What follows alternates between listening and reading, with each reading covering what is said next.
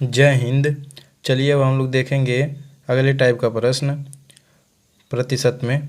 अब देखिए इसमें पहला प्रश्न क्या दिया है, यदि x का 22% बराबर y का 30% है तो x संबंधी y बराबर है।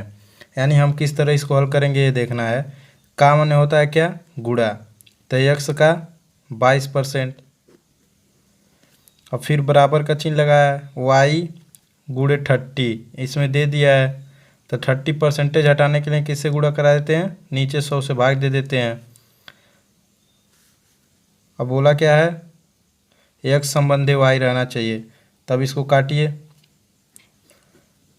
2 एक कम 2, 2 पचे 10, 0 0 एक कट जाएगा, बचा 3, ये बचा 11x बट्टे 50, यहाँ बचा 30 नहीं केवल 3y, कितना बचा 3y बट्टे 10, 1 0 से 1 0 काट दीजिए, तब कितना बचा 11x बराबर 15y। ये तिर्यक गुणा हो गया, ये तिर्यक गुणा हो गया। तो इसका मान तो इस प्रकार भी आया। तो यहाँ बोला है गुणे किस में है, x में है। तो 11 गुणे x आई किस में है, 15 गुणे y।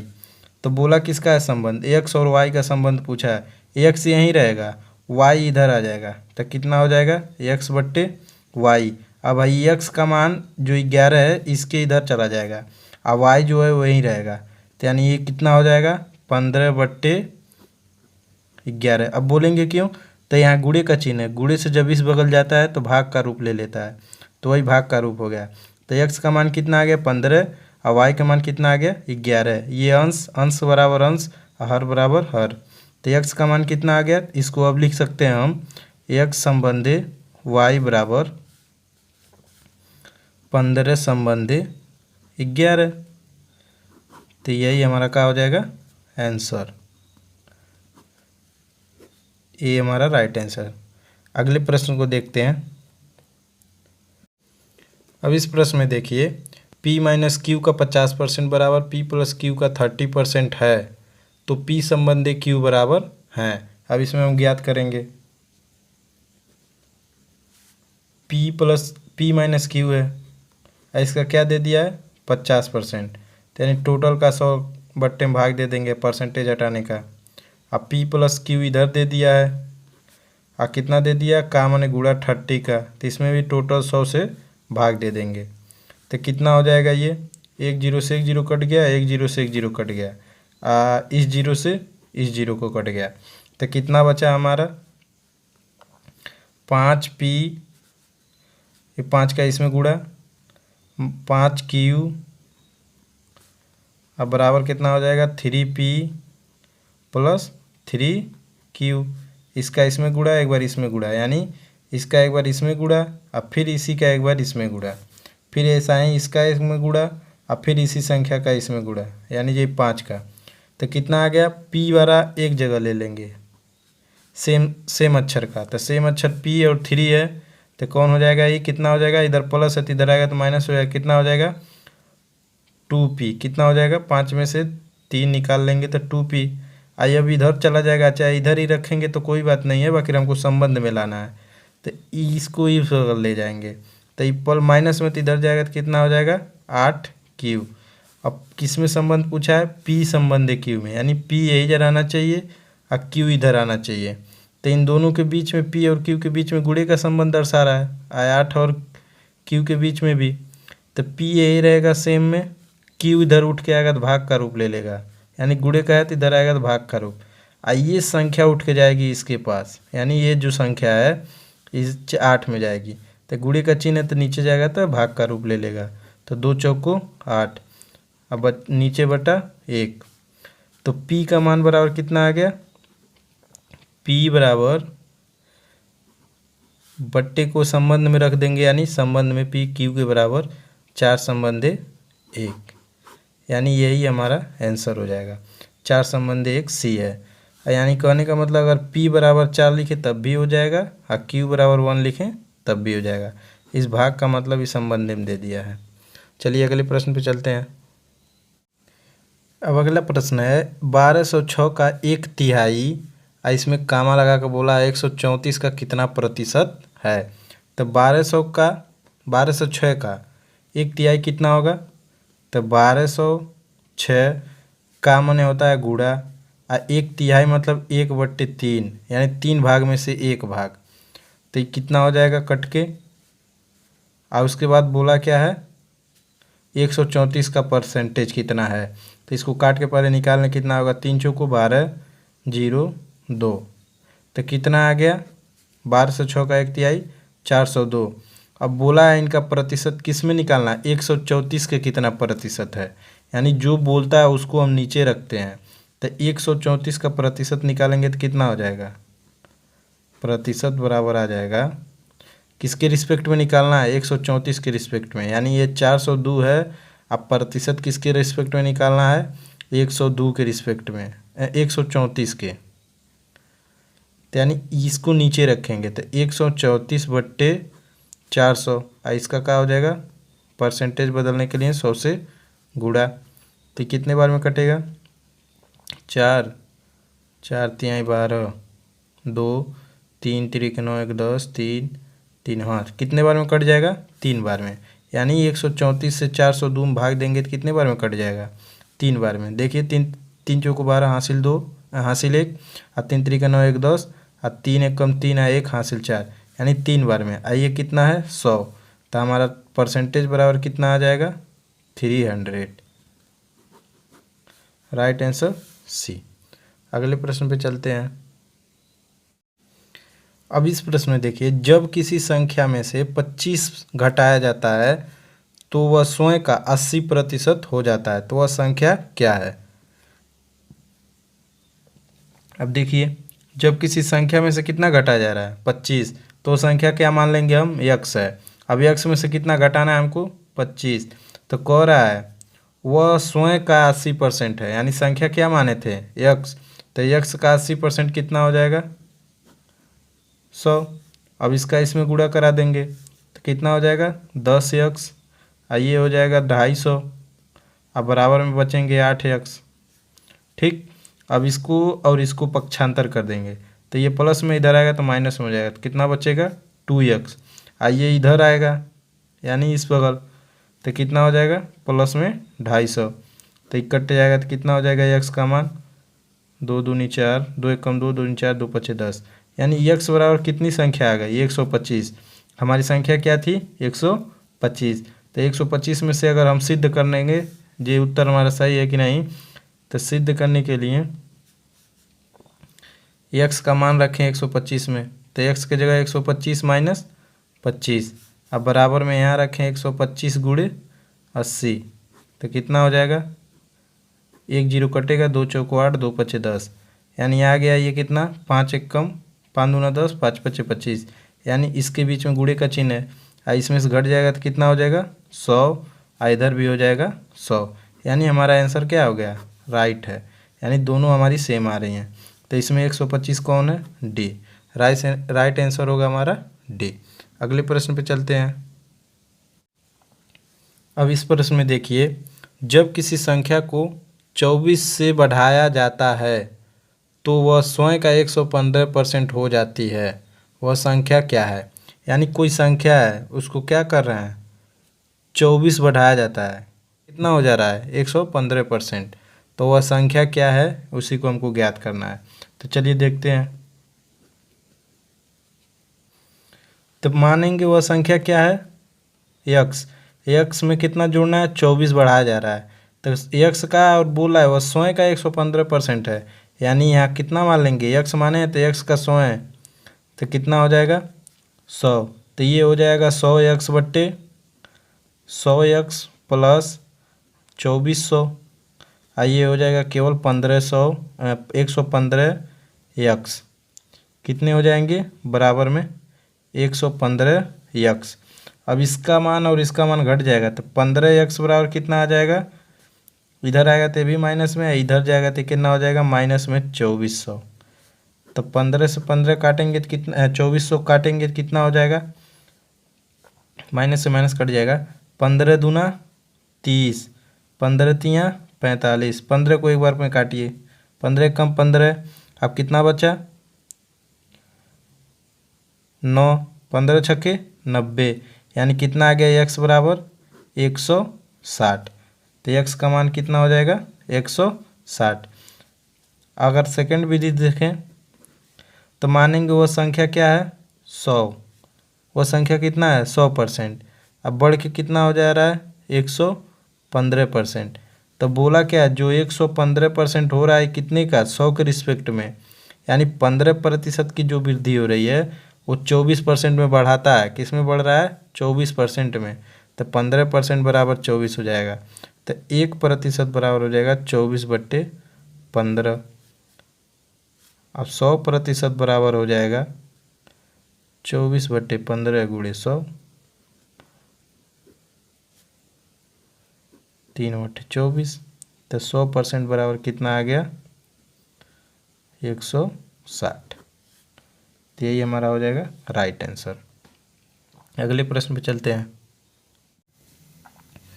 अब इस प्रश्न में देखिए, दो संख्याएं किसी तीसरी संख्या से 40% और 80% कम है, दूसरी संख्या को कितने प्रतिशत तक बढ़ाया जाए कि पहली संख्या के बराबर हो जाए।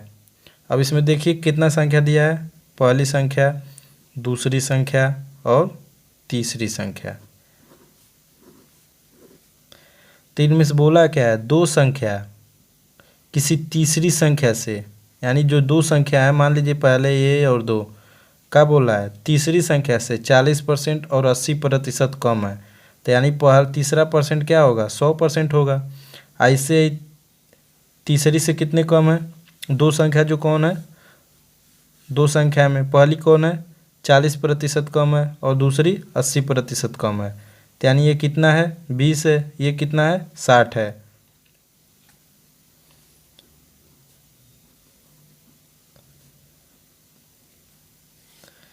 ठीक, अब देखिए इसमें क्या बोला है, तो बोला क्या है दूसरी संख्या को कितने प्रतिशत तक बढ़ाया जाए, यानी दूसरी संख्या यही है, कह रहा कितने प्रतिशत तक बढ़ाया जाए कि पहली संख्या के बराबर हो जाए। यानी पहली और दूसरी में अंतर दे रहा है, यानी कहने वाला ये बढ़ा के कितना ला रहा है 60 के बराबर, यानी पहली संख्या के बराबर लाना है। तो कितने संख्या का वृद्धि कर रहा है 40%। तो 40% बोल रहा है तो पहली संख्या के बराबर हो जाए तो कितने परसेंट बढ़ाना है। तो 20 में से 40% का निकालेंगे तो परसेंटेज हमारा पता चल जाएगा। तो प्रतिशत बराबर क्या हो जाएगा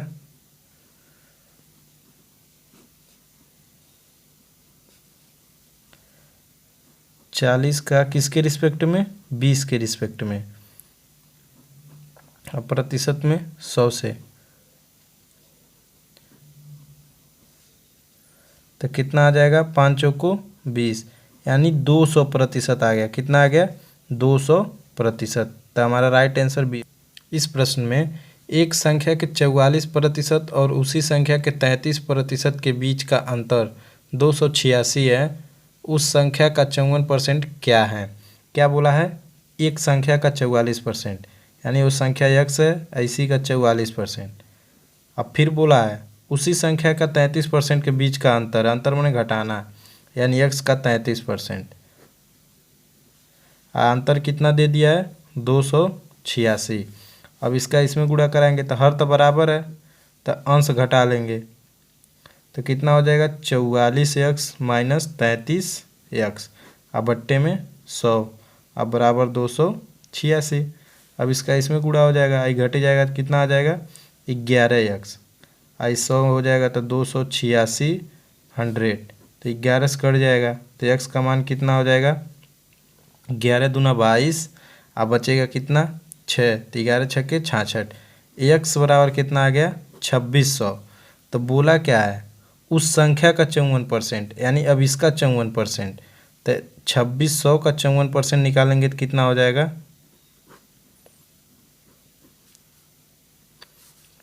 26 गुणे 54।